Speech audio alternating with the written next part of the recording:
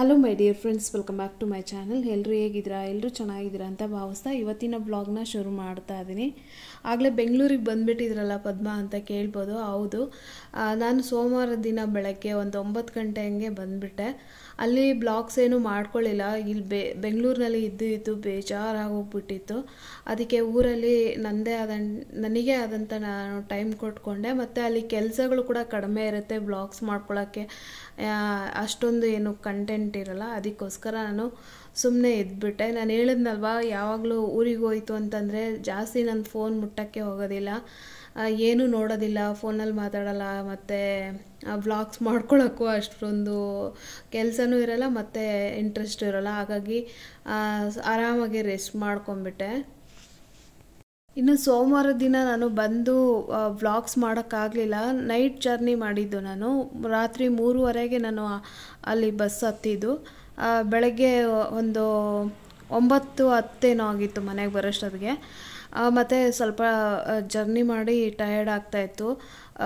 ಅಂದರೆ ಬೆನ್ನೆಲ್ಲ ತುಂಬ ನೋವ್ತಾ ಇತ್ತು. ಹಾಗಾಗಿ ಬೆಳಗ್ಗೆ ಬಂದ ತಕ್ಷಣ ಒಂದು ಕಪ್ ಕಾಫಿ ಮಾಡ್ಕೊಂಡು ಕುಡಿದು, ಆಮೇಲೆ ಟಿಫನ್ನ ಹೊರಗಡೆ ತರಿಸ್ಕೊಂಡು ತಿಂದು, ಅದಾದಮೇಲೆ ಹೋಗಿ ಮಲ್ಕೊಂಬಿಟ್ಟೆ. ಆಮೇಲೆ ಮಧ್ಯಾಹ್ನ ಎದ್ಬಿಟ್ಟು ಒಂದು ರೈಸ್ ಮಾಡಿಬಿಟ್ಟು ಮೊಸರು ಒಗ್ಗರಣೆ ಹಾಕಿ ಊಟ ಮಾಡಿದ್ದು. ಮತ್ತು ರಾತ್ರಿಗೆ ಅಡುಗೆ ಮಾಡಿ ಊಟ ಮಾಡಿ ಮತ್ತು ಬೇಗನೆ ಮಲ್ಕೊಂಡ್ವಿ. ಇನ್ನು ಮಂಗಳವಾರ ದಿನ ವ್ಲಾಗ್ಸ್ ಮಾಡ್ಕೊಂಡಿರಲಿಲ್ಲಲ್ವ, ಹಾಗಾಗಿ ಮಾರ್ನಿಂಗ್ ಟು ಈವ್ನಿಂಗ್ವರೆಗೂ ನಾನು ಇವತ್ತು ವ್ಲಾಗ್ಸ್ ಮಾಡ್ಕೊಂಡಿದ್ದೆ. ಮಂಗಳವಾರ ದಿನವೂ ಸ್ವಲ್ಪ ಒಂದು 6:45 ಹಂಗೆ ಇದ್ದೆ.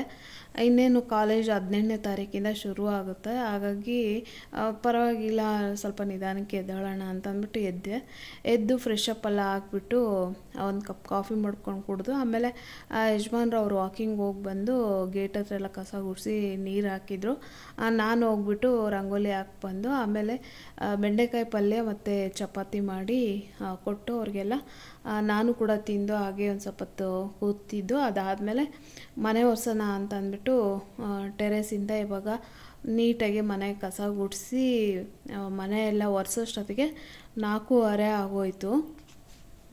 ಇನ್ನು ಮನೆಯೆಲ್ಲ ಒರೆಸಿದಾದ್ಮೇಲೆ ಟೀಗಿಟ್ಟು ಹಾಗೆ ಒಂದು ಸ್ವಲ್ಪ ಹೊತ್ತು ಕೂತ್ಕೊಂಡು ಟೀ ಎಲ್ಲ ಕುಡಿದು ಹೋಗಿ ಸ್ನಾನ ಮಾಡಿಕೊಂಡು, ಆಮೇಲೆ ದೇವ್ರ ಪೂಜೆಗೆ ಟೆರೇಸ್ಗೆ ಹೋಗಿ ಹೂವೆಲ್ಲ ಕಿತ್ಕೊಂಡು ಬಂದೆ. ಸೊ ಒಂದು ವಾರದಿಂದ ಮನೆ ಒರೆಸಿರ್ಲಿಲ್ಲಲ್ಲ, ಮೇಲಿಂದ ಕೆಳಗಡೆವರೆಗೂ ಕಸ ಗುಡಿಸ್ಕೊಂಡ್ರೆ ಒಂದು 3/4 ಮೊರ ಅಷ್ಟು ಕಸ ಬಂತು. ಏನೇ ಆಗಲಿ, ಒಂದು ಮನೆಗೆ ಒಂದು ಹೆಣ್ಣಿದ್ರೇ ಕಳೆ ಅಲ್ವಾ, ಅದರಲ್ಲೂ ಮನೆ ಗೃಹಿಣಿನೇ ಮಹಾಲಕ್ಷ್ಮಿ. ಇನ್ನು ನಾವೇ ಇಲ್ಲ ಅಂತಂದರೆ ಆ ಮನೆ ನೋಡೋದಕ್ಕಾಗಲ್ಲ, ಅಷ್ಟೊಂದು ಗಲೀಜಾಗಿರುತ್ತೆ ಮತ್ತು ಒಂಚೂರೂ ಕಳೆ ಇರೋದಿಲ್ಲ. ಸೊ ನಾನೆಲ್ಲ ಫುಲ್ ಮೇಲಿಂದ ಕಸ ಗುಡಿಸ್ಕೊಂಡು ಈಗ ಎಲ್ಲ ಕೆಳಗಡೆ ಫಸ್ಟ್ ಫ್ಲೋರ್ವರೆಗೂ ಎಲ್ಲ ಕಸ ಗುಡಿಸ್ಕೊಂಡ್ಬಿಟ್ಟಿದ್ದೀನಿ. ಈಗ ಮನೆ ಒರೆಸ್ಕೊಂಡು ಹೋಗೋದು ಅಷ್ಟೇ. ಸೊ ಈಗ ಬಾಲ್ಕನಿಯಲ್ಲಿ ಎಲ್ಲ ಎಷ್ಟು ಎಲೆ ಉದುರಿತ್ತು ಅಂತಂದರೆ, ರೋಸಾ ಗಿಡದ್ದು ತುಂಬಾ ಉದುರಿತ್ತು, ಎಲ್ಲ ಗುಡಿಸಿ ಇವಾಗ ಒರೆಸ್ಕೊತಾ ಇದ್ದೀನಿ. ನಾನು ಬೆಂಗಳೂರಿಗೆ ಸೋಮವಾರನೇ ಬಂದು ನೆನ್ನೆಲ್ಲ ರೆಸ್ಟ್ ಮಾಡ್ಕೊಂಬಿಟ್ಟೆ. ಇವತ್ತು ಬೆಳಗ್ಗೆ ಟಿಫನ್ ಮಾಡಿ ನಿಧಾನಕ್ಕೆ ಮುಸ್ಸಂಜೆ ಪೂಜೆ ಮಾಡೋಣ ಅಂಥೇಳಿ ಮೇಲಿಂದ ಫುಲ್ ಮನೆ ಎಲ್ಲ ಒರೆಸ್ಕೊಂಡ್ಬರ್ತಾ ಇದ್ದೀನಿ. ಮೇಲೆಲ್ಲ ಆಯಿತು, ಇವಾಗ ಕೆಳಗಡೆದೆಲ್ಲ ಒರೆಸಿ ಸ್ನಾನ ಮಾಡಿ ಪೂಜೆ ಮಾಡಬೇಕು. ಬೆಳಗ್ಗೆ ಎಲ್ಲ ಫೇಸ್ ವಾಶ್ ಮಾಡ್ಕೊಂಡಿದ್ದೆ, ಸ್ವಲ್ಪ ತಲೆ ಎಲ್ಲ ಇದು ಸ್ವಲ್ಪ ಇದಾಗಿದೆ. ಈಗ ಮನೆ ಎಲ್ಲ ಒರೆಸಿ ಸ್ನಾನ ಮಾಡ್ಕೊಂಡು ಪೂಜೆ ಮಾಡಬೇಕು. ಸೊ ಆ ಊರಲ್ಲೆಲ್ಲ ಬ್ಲಾಗ್ಸ್ ಮಾಡೋಕ್ಕೆ ಹೋಗಲಿಲ್ಲ. ನನಗೆ ಆದಂಥ ಟೈಮ್ ಕೊಟ್ಕೊಂಡೆ. ಅಲ್ಲೇನು ಜಾಸ್ತಿ ಕೆಲಸ ಇರಲ್ಲ, ಹಾಗಾಗಿ ವೀಡಿಯೋಸ್ ಎಲ್ಲ ಏನೂ ಮಾಡೋಕ್ಕೆ ಹೋಗಲಿಲ್ಲ. ಆರಾಮಾಗಿ ನಾನು ಎಂಜಾಯ್ ಮಾಡಿದೆ ಊರಿನಲ್ಲಿ. ಸೊ ಹಾಗಾಗಿ ಬ್ಲಾಗ್ಸ್ ಮಾಡಲಿಲ್ಲ. ಮತ್ತು ಊರಿಂದ ವಾಪಸ್ ಬರುವಾಗಲೂ ಗೊತ್ತಿಲ್ಲ, ಅದು ನೈಟ್ ಟೈಮ್ ನಾನು ಒಂದು 3:30ಗೆ ಬಸ್ ಇದ್ದಿತ್ತು.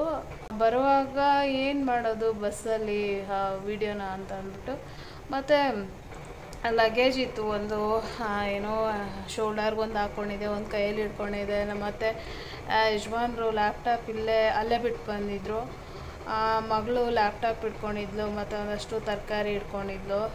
ವ್ಲಾಗ್ ಮಾಡ್ಕೊಳ್ಳೋಕ್ಕೆ ಆಗ್ತಾ ಇರಲಿಲ್ಲ, ಅಂದರೆ ಕೈಯಲ್ಲಿ ಒಂದು ಬ್ಯಾಗು ಮತ್ತು ಶೋಲ್ಡರಲ್ಲಿ ಒಂದು ಬ್ಯಾಗು, ಹಾಗಾಗಿ ನನಗೆ ವೀಡಿಯೋ ಮಾಡ್ಕೊಳಕ್ಕಾಗಲಿಲ್ಲ. ನೆನ್ನೆ ಫುಲ್ ರೆಸ್ಟ್ ಮಾಡ್ಕೊಂಬಿಟ್ಟೆ, ನೈಟೆಲ್ಲ ನಿದ್ದೆ ಇರಲಿಲ್ಲಲ್ಲ, ಹಾಗಾಗಿ. ಸೊ ಇವತ್ತು ಮಂಗಳವಾರ ಏನೇನು ನನ್ನ ದಿನಚರಿ ಹೇಗಿತ್ತು ಅನ್ನೋದು ಬ್ಲಾಗ್ ಮಾಡ್ಕೊಂಡಿದ್ದೀನಿ. ಸೊ ಇವತ್ತಿನ ಬ್ಲಾಗ್ ಇಷ್ಟ ಆಗಿದ್ರೆ ಪ್ಲೀಸ್ ಮರೀದೆ ಲೈಕ್ ಮಾಡಿ. ಆಗಲೂ ನನ್ನ ಬ್ಲಾಗ್ಗೆ ಲೈಕ್ ಮಾಡೋದು ಮರಿತೀರಾ, ಹಾಗಾಗಿ ಹೇಳ್ತಾ ಇದ್ದೀನಿ. ಇನ್ನು ಬ್ಲಾಗ್ ಕಂಟಿನ್ಯೂ ಮಾಡೋಣ ಬನ್ನಿ. ಇನ್ನು ಇಲ್ಲಿ ಕೆಳಗಡೆ ಮನೆ ಒರೆಸ್ಕೊಂಡು ಒಂದು ಸ್ವಲ್ಪ ಟೀ ಮಾಡ್ಕೊಂಡು ಕುಡಿದು ಸ್ನಾನ ಮಾಡಿ ಪೂಜೆ ಮಾಡ್ಕೊತೀನಿ. ಸೊ ಬ್ಲಾಗ್ ಹೀಗೆ ನೋಡ್ತಾ ಇರಿ, ಓಕೆನಾ? ಇನ್ನು ಮನೆ ಎಲ್ಲ ಒರೆಸಿದ್ದಾದಮೇಲೆ 1 ಮಂತ್ಗೊಂದ್ಸಲ ಇವಾಗ ನಾನು ಡೋರ್ ಮ್ಯಾಟ್ಸ್ನ ಚೇಂಜ್ ಮಾಡೋದು. ಸೊ ಆಗಲೇ 1 ಮಂತ್ ಆಗಿತ್ತಲ್ವ, ಹಾಗಾಗಿ ಎಲ್ಲ ಇವಾಗ ಮನೆ ಒರೆಸಿದ್ದಾದಮೇಲೆ ಕೆಳಗಡೆ ಕೂಡ ಮನೆ ಒರೆಸಿದ್ದಾದಮೇಲೆ ಎಲ್ಲ ಇವಾಗ ಫ್ಲೋರ್ ಮ್ಯಾಟ್ ಮೇಲಿಂದ ಕೆಳಗಡೆವರೆಗೂ ಫ್ಲೋರ್ ಮ್ಯಾಟ್ ಎಲ್ಲ ಹಾಕ್ತಾಯಿದ್ದೀನಿ. ಮತ್ತು ಇಲ್ಲಿ ಕಾರ್ಪೆಟ್ ಕೂಡ ನಾನು ತೆಗೆದು ಕಸ ಗುಡಿಸಿ ಮನೆ ಒರೆಸ್ಕೊಂಡಿದ್ದೆ. ಸೊ ಇದ್ರ ಕೆಳಗಡೆ ಕೂಡ 1 ವೀಕಿಂದ ನಾನು ಕಸ ಎಲ್ಲ ಗುಡಿಸ್ಕೊಂಡಿರಲಿಲ್ಲ ಅಲ್ವಾ, ಹಾಗಾಗಿ 15 ದಿನಕ್ಕೊಂದ್ಸಲ ಪ್ರತಿ ಅಂದರೆ ಸ್ಯಾಟರ್ಡೇ 15 ದಿನಕ್ಕೊಂದ್ಸಲ ಸ್ಯಾಟರ್ಡೇ ಟೈಮು ಕಾರ್ಪೆಟ್ ಎಲ್ಲ ತೆಗೆದ್ಬಿಟ್ಟು ಗುಡಿಸಿ ಒರೆಸ್ಕೊತಾ ಇರ್ತೀನಿ. ಇನ್ನಿವತ್ತು ನಾನು 1 ವೀಕಿಂದ ಇರಲಿಲ್ಲ ಅಲ್ವಾ, ಅದಕ್ಕೆ ಹೇಗೂ ಎಲ್ಲ ಕಡೆ ಕ್ಲೀನ್ ಮಾಡಬೇಕಾಗಿತ್ತು ಅಂಥೇಳಿ ಕಾರ್ಪೆಟ್ ಕೂಡ ಕ್ಲೀನಾಗಿ ಕಸ ಎಲ್ಲ ಗುಡಿಸಿ ಅದ್ರ ಕೆಳಗಡೆ ಎಲ್ಲ ಮನೆ ಒರೆಸಿ ಇವಾಗ ಕಾರ್ಪೆಟ್ನ ಹಾಕ್ತಾಯಿದ್ದೀನಿ. ಇನ್ನೂ ಒಂದಿಬ್ಬರು ಕಮೆಂಟ್ ಮಾಡಿದರು, ನೀವು PR ಪುರ ಅಂದರೆ ಪರಶುರಾಂಪುರದವರ ಅಂಥೇಳಿ. ಹೌದು, ನಾನು ಪರಶುರಾಂಪುರದವರೇ. ನಮ್ಮ ಯಜಮಾನ್ರೂರು ಅದು, ಅಮ್ಮನೂರು ಪಾವಗಡ ತಾಲೂಕು ಹೊಯ್ಸಳಕೋಟೆ ಅಂಥೇಳಿ. ಸೊ ಇನ್ನು ಇವಾಗ ಟೀ ಎಲ್ಲ ಕುಡ್ಕೊಂಡು ತಲೆ ಸ್ನಾನ ಮಾಡಿಕೊಂಡು ಊರಿಂದ ಬಂದಮೇಲೆ ತಲೆ ಸ್ನಾನ ಸೋಮವಾರ ಮಾಡಲಿಲ್ಲ, ಹಾಗಾಗಿ ಇವಾಗ ತಲೆ ಸ್ನಾನ ಮಾಡಿಕೊಂಡು ಇನ್ನು ಕತ್ಲೆ ಆದಂಗೆ ಹೂ ಕೇಳಬಾರ್ದಲ್ವ, ಅದಕ್ಕೋಸ್ಕರ 5:15ಗೆ ಬಂದುಬಿಟ್ಟು ನಾನು ಹೂನ ಕಿತ್ಕೊತಾ ಇದ್ದೀನಿ. ಮಳೆ ಮೋಡ ಆಗಿತ್ತು ಸಿಕ್ಕಾಬಟ್ಟೆ, ಹಾಗಾಗಿ ಕ್ಲೈಮೇಟ್ ಈ ಥರ ಇತ್ತು. ಸೊ ರೋಸಾ ಹೂಗಳು ಒಂದು ಸ್ವಲ್ಪ ಕೆಳಗಡೆ ಎಲ್ಲ ಒಣಗೋದಂಗಿತ್ತು. ಯಾಕೆ ಅಂತಂದರೆ ಮೊನ್ನೆ 1-2 ಡೇಸ್ ಗಿಡಕ್ಕೆ ನೀರು ಹಾಕಿರಲಿಲ್ಲ, ಸಿಕ್ಕಾಬಟ್ಟೆ ಬಿಸಿಲಿತ್ತಂತೆ ಬೆಂಗಳೂರಿನಲ್ಲಿ. ಇವರು ಮತ್ತು ಎಲ್ಲರೂ ಊರಿಗೆ ಹೋಗಿದ್ವಲ್ಲ, ಹಾಗಾಗಿ ಗಿಡಕ್ಕೆ ನೀರು ಹಾಕೋರು ಯಾರೂ ಇಲ್ಲ. ಕೆಳಗಡೆ ನಮ್ಮ ಟೆನೆಂಟ್ ರವೀಶ್ ಕೇಳ್ಬೋದಾಗಿತ್ತು, ಬಟ್ ಹೇಳೋದು ಮರ್ತೋಗ್ಬಿಟ್ಟಿದ್ವಿ, ಅಂದರೆ ಮನೆ ಕೀ ಕೊಡೋದು ಮರ್ತೋಗ್ಬಿಟ್ಟಿದ್ವಿ. ಸೊ 2 ದಿನ ಮೇ ಬಿ ಬಿಸಿಲಲ್ಲಿ, 2 ದಿನ ಅಲ್ಲ 1 ದಿನ, ಮಂಗಳವಾರದ ದಿನ, ಲಾಸ್ಟ್ ಮಂಗಳವಾರದ ದಿನ ಒಣಗಿದೆ ಅಷ್ಟೇ. ಇನ್ನು ಬುಧವಾರದ ದಿನ ಇವರು ಬಂದುಬಿಟ್ರು, ಬುಧವಾರನ ಅಥವಾ ಗುರುವಾರ ಅಂತ ಅನಿಸುತ್ತೆ, ಗುರುವಾರ ದಿನ ಇವರು ಬಂದರು. 2 ಡೇಸಿಂದ ಗಿಡಗಳಿಗೆ ನೀರು ಇರಲಿಲ್ಲಲ್ಲ, ಹಾಗಾಗಿ ಸ್ವಲ್ಪ ಹೂವೆಲ್ಲ ಒಣಗ್ದಂಗಿತ್ತು. ಇನ್ನು ಇವಾಗ ದಾಸವಾಳ, ರೋಸಾ ಹೂವು ಮತ್ತು ಕಣಗಲೆ ಹೂವು ಎಲ್ಲ ಕಿತ್ಕೊಂಡು, ಹಾಗೆ ಇಲ್ಲಿ ಲೆಮನ್ ನೋಡ್ತಾ ಇರ್ಬೋದು, ಎಷ್ಟೊಂದು ಚೆನ್ನಾಗಿರುತ್ತೆ ಇದ್ರದ್ದು ಲೆಮನ್ನು ಅಂತಂದರೆ. ಹಾಗೆ ಸುಮ್ಮನೆ ರಸನ ಕುಡಿದ್ಬಿಡ್ಬೋದು ಅಂತ ಅನಿಸುತ್ತೆ, ಅಷ್ಟು ಟೇಸ್ಟಿಯಾಗಿರುತ್ತೆ ನಿಂಬೆಹಣ್ಣು ಮಾತ್ರ. ಇದು ನಾನ್ ವೆಜ್ ಅಡುಗೆ ಮಾಡಿದಾಗಂತೂ ಇನ್ನೂ ಚೆನ್ನಾಗಿರುತ್ತೆ ಈ ನಿಂಬೆಹಣ್ಣು. ಒಂಚೂರೂ ಒಂದು ಮಾರ್ಕು ಕೂಡ ಇಲ್ಲ, ನೋಡ್ತಾ ಇರ್ಬೋದು ನಿಂಬೆಹಣ್ಣು ಹೆಂಗೆ ಫ್ರೆಶ್ ಆಗಿದೆ ಅಂತ, ಯಾವುದೇ ರೀತಿ ಕಾಯಿಲೆನೇ ಇಲ್ಲ, ಅದಕ್ಕೆ ತುಂಬ ಚೆನ್ನಾಗಿದೆ ನಿಂಬೆಹಣ್ಣು ಮಾತ್ರ. ಸೊ ಇನ್ನು ಹೂವು ಎಲ್ಲ ಕಿತ್ಕೊಂಡ್ಬಂದು ದೇವ್ರ ಮನೆ ಎಲ್ಲ ಒರೆಸ್ಕೊಂಡು ಮತ್ತು ದೇವ್ರಿಗೆ ಹೂವಿನ ಅಲಂಕಾರ ಎಲ್ಲ ಮಾಡಿ ಆಮೇಲೆ ಇವಾಗ ಪೂಜೆ ಎಲ್ಲ ಮಾಡಿದೆ. ಇವಾಗ ಮಹಾಮಂಗಳಾರತಿ ಮಾಡ್ತಾ ಇದ್ದೀನಿ ಹೊಸ್ಲಿಗೆ. ಇವತ್ತಂತೂ ಎಷ್ಟು ಕೆಲಸ ಇತ್ತು ಅಂತಂದರೆ ಒಂದೊಂದು ಸಲ ಊರಿಗೆ ಹೋಗೋದೇ ಬೇಡಪ್ಪ ಇಷ್ಟೊಂದು ಕೆಲಸ ಅಂತ ಅನಿಸ್ಬಿಡುತ್ತೆ. ಹೋಗ್ಬೇಕಾದಾಗಲೂ ಹಾಗೇ ಇರುತ್ತೆ, ಬಂದಾಗ್ಲೂ ಹಾಗೇ ಇರುತ್ತೆ. ಇನ್ನು ಬಟ್ಟೆಗಳು ಸಾಕಷ್ಟು ಇದೆ ವಾಶ್ಗೆ ಹಾಕೋದು. ಇವತ್ತು ಮನೆ ಎಲ್ಲ ಒರೆಸ್ಕೊಂಡ್ಬಿಡೋಣ ಫಸ್ಟು ಅಂಥೇಳಿ ಮೇಲಿಂದ ಎಲ್ಲ ಕಸ ಗುಡಿಸ್ಕೊಂಡು ಮನೆ ಒರೆಸ್ಕೊಂಡು ಮುಸ್ಸಂಜೆ ನಾನು ಒಂದು 6:15ಗೆ ಇವಾಗ ಕತ್ಲೆ ಆಗಿಬಿಡುತ್ತಲ್ವ. ಸೊ ಹಾಗಾಗಿ ಒಂದು 6:15 ಅಷ್ಟೊತ್ತಿಗೆ ಪೂಜೆ ಎಲ್ಲ ಮಾಡಿ ಅದಾದಮೇಲೆ ಇವಾಗ ರಾಯರದು ಗಾಯತ್ರಿ ಮಂತ್ರ ಶ್ಲೋಕನ ಹೇಳ್ಕೊತಾ ಇದ್ದೀನಿ. 108 ಸಲ ಹೇಳ್ತೀನಿ ನಾನು. ಆಮೇಲೆ ಮಧ್ಯಾಹ್ನ ಸಾಂಬಾರು ಮಾಡಿರಲಿಲ್ಲ, ಪಪ್ಪು ಸಾಂಬಾರು ಇತ್ತಲ್ವ, ಹಾಗಾಗಿ ಮಧ್ಯಾಹ್ನ ಅಡುಗೆ ಮಾಡಿರಲಿಲ್ಲ. ಸೊ ರಾತ್ರಿ ಊಟಕ್ಕೆ ನಾನು ಇದು ಅಳಸಂದೆ ಕಾಳು ಬಸ್ಸಾರು ಮಾಡಿ ಮುದ್ದೆ ಮಾಡೋಣ ಅಂಥೇಳಿ ಪ್ಲ್ಯಾನ್ ಮಾಡಿಕೊಂಡು ಪೂಜೆ ಎಲ್ಲ ಆಯಿತು. ಪೂಜೆ ಮಾಡಿ ಮತ್ತು ಶ್ಲೋಕ ಎಲ್ಲ ಹೇಳ್ಕೊಂಡು ಅದಾದಮೇಲೆ ನೈಟು ಡಿನ್ನರ್ಗೆ ಅಂಥೇಳಿ ನಾನು ಅಳಸಂದೆ ಕಾಳು ಬಸ್ಸಾರು ಮತ್ತು ಮುದ್ದೆ ರೈಸ್ ಮಾಡೋಣ ಅಂಥೇಳಿ ಇವಾಗ ಕಿಚನ್ಗೆ ಬಂದಿದ್ದೀನಿ. ಫಸ್ಟು ವೆಜ್ ದಮ್ ಬಿರಿಯಾನಿ ಮಾಡೋಣ ಅಂತ ಅಂದ್ಕೊಂಡೆ, ಬಟ್ ಊರಲ್ಲೆಲ್ಲ ಬರೀ ಒಂದಿನೆಲ್ಲ ರೈಸ್ ತಿಂದು ಒಂಥರ ಅನ್ನಿಸ್ತಾ ಇತ್ತು. ಹಾಗಾಗಿ ಬಂದಾಗಿಂದ ಮುದ್ದೆನೇ ಮಾಡ್ತಾಯಿದ್ದೀನಿ. ಸೊ ಇವಾಗ ಎಲ್ಲ ಅಲಸಂದೆ ಕಾಳು ಬಸ್ಸಾರನ್ನ ಮಾಡೋದಕ್ಕೆ ರೆಡಿ ಮಾಡ್ಕೊತಾ ಇದ್ದೀನಿ. ಈ ಕಡೆ ಮುದ್ದೆಗೂ ಕೂಡ ಇಟ್ಟಿದ್ದೀನಿ. ಒಂದು 8:45 9 ಗಂಟೆ ಅಷ್ಟೊತ್ತಿಗೆ ಊಟ ರೆಡಿ ಇರಬೇಕು. ಸೊ ಹಾಗಾಗಿ ಪೂಜೆ ಎಲ್ಲ ಮಾಡಿ ಅದಾದಮೇಲೆ ಅಡುಗೆನ ಮಾಡ್ಕೊತಾ ಇದ್ದೀನಿ. ಒಂದು ಸ್ವಲ್ಪ ಸುಸ್ತಾಗಿತ್ತು, ಯಾಕೆಂದರೆ ಒಂದೇ ದಿನ ಮನೆ ಒರೆಸ್ಕೊಂಡು ಇದೆಲ್ಲ ಕೆಲಸಗಳು ಮಾಡಿಕೊಂಡು ಪೂಜೆ ಮಾಡ್ಬೇಕಂದ್ರೆ ಕಷ್ಟ ಆಗುತ್ತೆ. ಸೊ ಊರಲ್ಲೆಲ್ಲ ಜಾಸ್ತಿ ಕೆಲಸಗಳು ಇರ್ತಾ ಇರಲಿಲ್ಲ, ರೆಸ್ಟ್ ಮಾಡ್ಕೊತಾ ಇದ್ದೆ.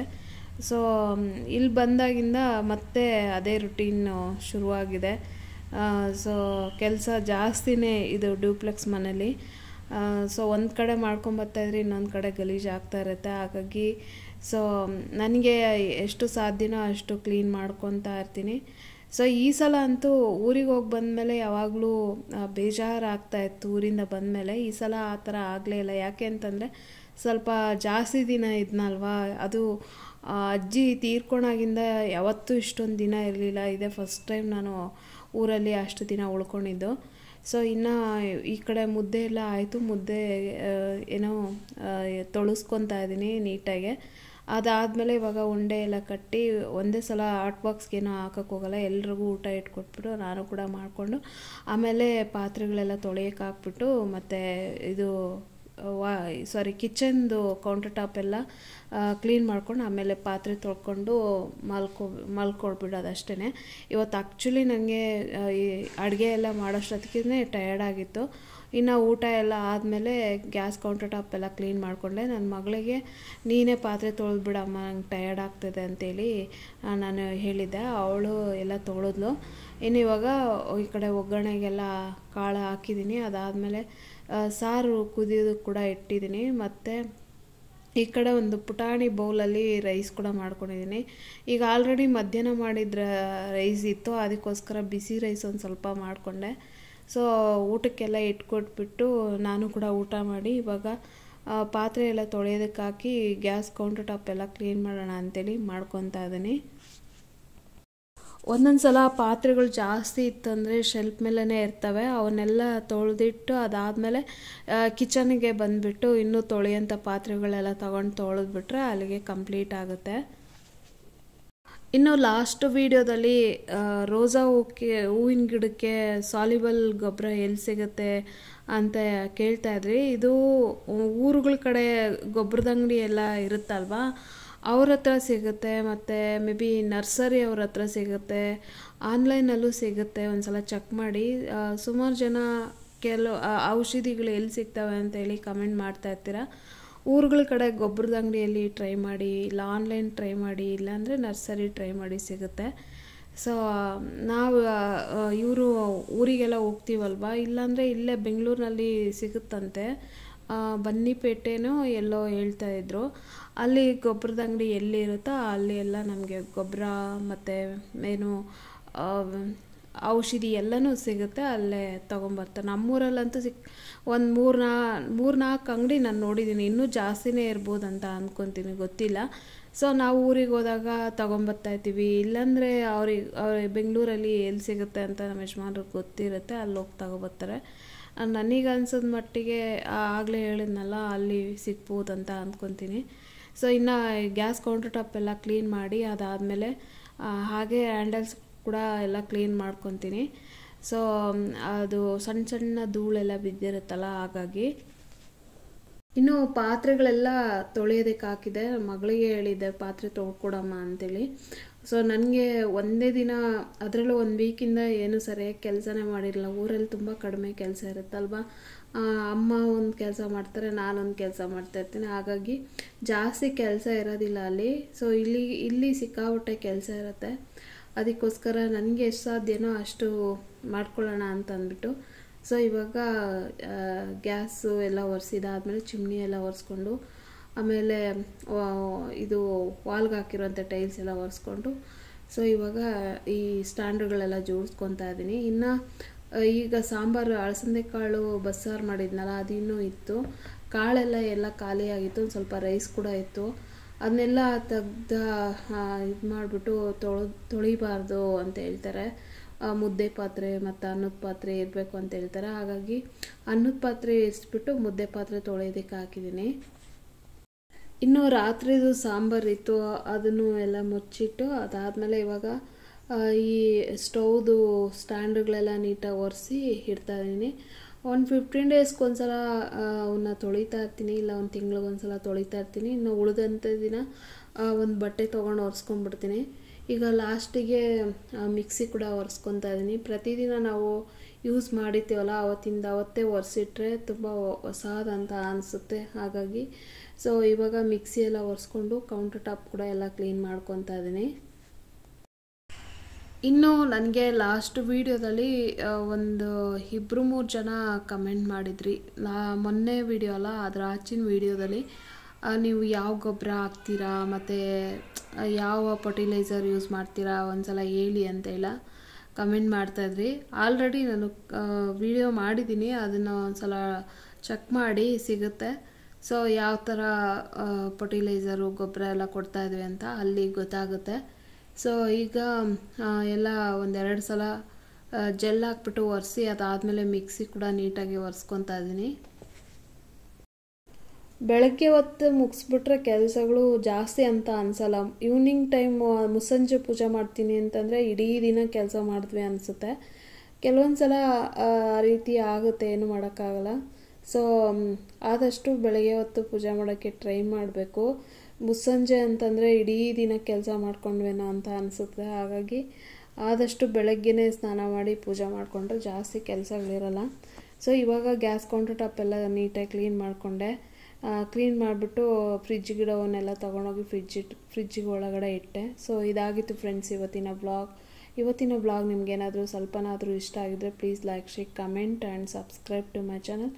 ಹೊಸದಾಗಿ ಚಾನಲ್ ನೋಡ್ತಾ ಇದ್ದರೆ ಸಬ್ಸ್ಕ್ರೈಬ್ ಮಾಡ್ಕೊಂಡು ನೋಡಿ. ವಿಡಿಯೋ ಇಷ್ಟ ಆಗ್ತಾಯಿದ್ರೆ ಪ್ಲೀಸ್ ಒಂದು ಲೈಕ್ ಮಾಡಿ. ಲೈಕ್ ಮಾಡೋದ್ರಿಂದ ಇನ್ನೊಂದಷ್ಟು ಜನಕ್ಕೆ ರೀಚ್ ಆಗುತ್ತೆ ವಿಡಿಯೋ. ಹಾಗಾಗಿ ಕೇಳ್ಕೊತಾ ಇದ್ದೀನಿ. ಇಷ್ಟ ಆಗಿದ್ದರೆ ಒಂದು ಲೈಕ್ ಮಾಡಿ. Thanks for watching. ಬಾಯ್.